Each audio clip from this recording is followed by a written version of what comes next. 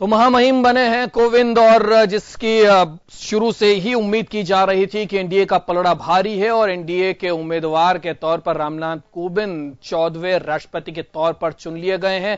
क्या कुछ जयपुर का जो बीजेपी मुख्यालय है उसके अंदर किस तरीके का माहौल है, हमारे साथ हमारे संवाददाता और वहां से अनिल जुड़ रहे हैं। जरा वहां के हालातों से आपको अवगत करा देते हैं। अनिल, कैसा जब ये सूचना है उसके बाद कैसा माहौल है? देखिए, बिल्कुल खासा उत्साह भारतीय प्रदेश मुख्यालय में यहाँ पर देखा जा सकता है। एनडीए प्रत्याशी वैसे तो रामनाथ कोविंद जो थे शुरुआत से ही पलड़ा भारी उनका था और लग रहा था कि तरफा जीत यहाँ पर होगी, लेकिन मुकाबला रहा। मुकाबले के अंदर मीरा कुमार को 34% वोट यहाँ पर मिले, रामनाथ कोविंद को 66% वोट मिले। तो कहीं ना कहीं कहा जा सकता है कि जो एक मुहिम थी, प्रदेश नेतृत्व ने वोट यहाँ पर कास्ट करा। 161 वोट बीजेपी के थे, लेकिन 166 वोट उसके पक्ष में यहाँ पर पड़े। तो एक कहा जा सकता है कि प्रदेश मुख्यालय में उत्साह का माहौल है। अब जश्न मनेगा, पार्टी की ओर से तैयारियां यहाँ पर चल रही हैं और ये कहा जा सकता है कि कार्यकर्ता यहाँ पर जुटते हुए देखे जा सकते हैं। ये कार्यकर्ता तैयारी पर अमित शाह के दौरे की यहाँ पर चल रही थी और उसी के साथ में अब जो है सोने पर सुहागा कहा जा सकता है कि राष्ट्रपति पद पर भी रामनाथ कोविंद जो है वो यहाँ पर जीत चुके हैं। प्रदेश से भी अच्छा बहुमत उनको मिला और पूरे टोटल ऑल ओवर बात की जाए तो लगभग 7 लाख वोट जो है वो उनको यहाँ पर मिले हैं। कार्यकर्ताओं में काफी उत्साह इस बात को लेकर है और हमारे साथ महिला मोर्चा की टीम यहाँ पर जुड़ी हुई है। मधु शर्मा जी प्रदेश अध्यक्ष हैं। रामनाथ कोविंद जी की जीत यहाँ पर हुई है। हालांकि पहले से माना जा रहा था कि काफी आगे हैं, काफी लीड वो कर रहे थे, लेकिन अब एक तरह से औपचारिक घोषणा भी हो गई। क्या कहें? बिल्कुल, ये बहुत अच्छी जीत। हमारे 60% जिस तरीके का उनका वोटिंग हुआ है और इतनी अच्छी जीत उन्होंने हासिल की है, सबसे पहले तो मैं उनको बधाई देना चाहती हूँ। और ये हमारे प्रधानमंत्री जी का ही कुशल नेतृत्व है जिस तरीके की ये जीत हासिल हुई है।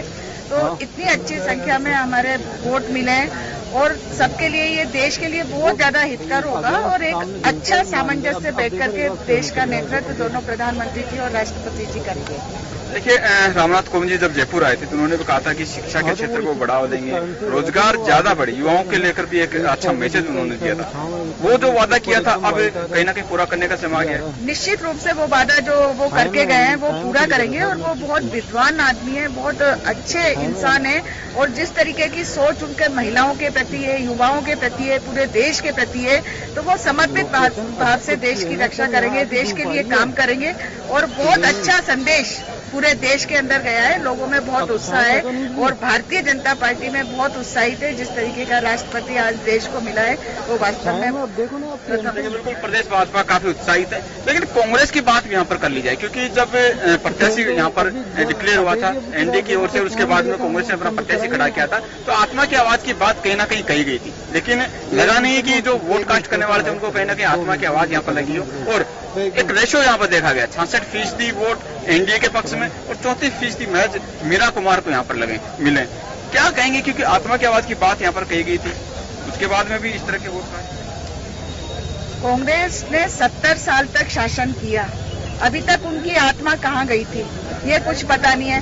देश के प्रति उनकी क्या निष्ठा है, जिस तरीके का वो झंडे का अपमान करते हैं, जिस तरीके का उनका सोच है, अलग उसके झंडे की मांग कर रहे हैं, तो वो कहाँ आत्मा की आवाज को तो जनता भी पहचानती है और सभी लोग नागरिक पहचानते हैं कि किस तरीके की आवाज की बात कांग्रेस कर रही है। और इसलिए ये कोई आत्मा की आवाज नहीं थी, ये था कि अब कहीं बस नहीं चल रहा है तो हम अपनी आत्मा की आवाज को लेकर के कुछ वोट प्राप्त करें। और भी कार्यकर्ता हैं, उनसे बात कर लेते हैं। एनडीए से रामनाथ कोविंद बन गए हैं राष्ट्रपति, क्या कहते हैं? निश्चित रूप से देश में बहुत बड़ा बदलाव आएगा और देश बहुत आगे होगा। जो 70 साल तक नहीं हुआ वो होगा। क्या उम्मीद करते हैं महिला मोर्चा के होने के नाते कि अब राष्ट्रपति क्या कदम उठाए? राष्ट्रपति को एक अच्छे नेतृत्व की सभी को उम्मीद है उनसे और वो मुझे लगता है कि वो उस नेतृत्व को निभा पाएंगे। वो हम सभी का विश्वास है और आगे विकास करेंगे देश का।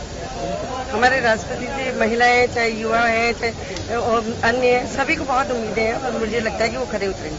बिल्कुल, ये आवाज आप समझ चुके होंगे कि कितना उत्साह महिला मोर्चा के अंदर है और महिला मोर्चा लगातार यही डिमांड कर रहा है कि उन्होंने जो वादे किए थे उस पर वो क्या पूछना चाहते हैं? ये कि राष्ट्रपति पद पर रामनाथ कोविंद जो थे वो पहले प्रत्याशी थे और घोषणा हो चुकी है कि वो जीते और काफी लीड लेकर वो जीते। क्या कुछ आप? मेरा तो ये कहना है कि समाज का हर वर्ग और विशेष तौर से उपेक्षित वर्ग, क्योंकि वो भी कम से कम कहीं वो उसी श्रेणी में आते हैं, तो वो समाज की पीड़ा को समझेंगे और वो समाज को समानता लाने तक वो पहुंचाएंगे। और एक नई सोच, क्योंकि राज्यपाल भी रहे, अनुभव भी है उनको बहुत अच्छा, तो वो हर तरीके से एक काबिल भी नहीं, सुयोग्य, और अब तक जो कोई भी राष्ट्रपति उम्मीदों को पूरा नहीं कर सका, और भाजपा का तो पहली बार ही बना है पूर्ण तौर से, तो पूरी उम्मीदों पे खरा उतरेंगे।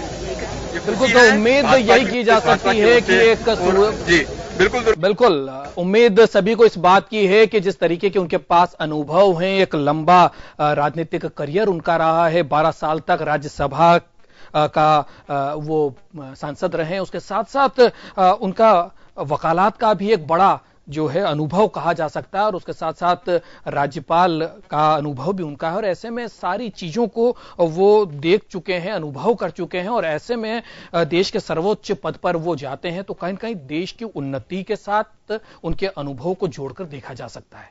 बहुत बहुत शुक्रिया अनिल हमारे साथ जुड़ने के लिए। फिलहाल रुकेंगे एक छोटे से ब्रेक के लिए, फौरन लौट रहे हैं।